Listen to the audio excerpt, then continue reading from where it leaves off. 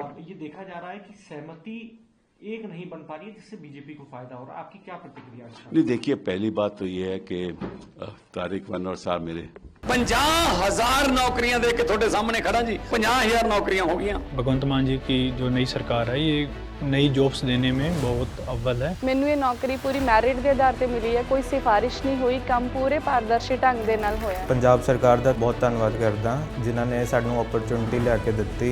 Mechanical engineers ਨੂੰ ਵੀ recruit किया। अब तक 50,000 से अधिक सरकारी नौकरियां युवाओं को प्रदान की जा चुकी हैं। ये है नया पंजाब, ये है रंगला पंजाब।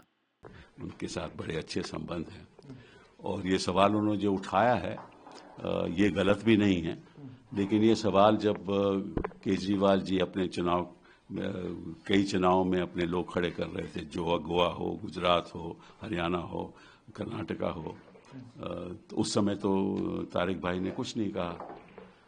तो एक रणनीति होनी चाहिए ना, और शरद पवार जी ने कहा और कई बार दोहराया भी कि जो नेशनल अलायंस है वो केवल लागू है जब राष्ट्रीय चुनाव होता है, और रीजनल चुनाव में वो लागू नहीं है। ये बात भी तय होनी चाहिए कि लागू होना चाहिए या नहीं होना चाहिए।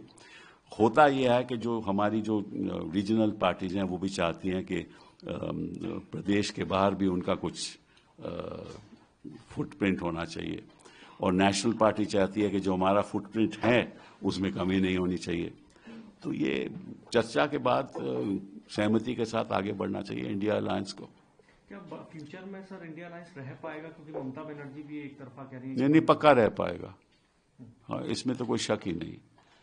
और मैं समझता हूं कि ये बड़े समझदार लोग हैं हमारे रीजनल पार्टीज के जो नेतृत्व संभालते हैं, बड़े समझदार लोग हैं, और इनको मालूम है कि चुनौती हमारे सामने क्या है, और इस बार भी हम चूक गए, अपनी गलतियों से चूक गए।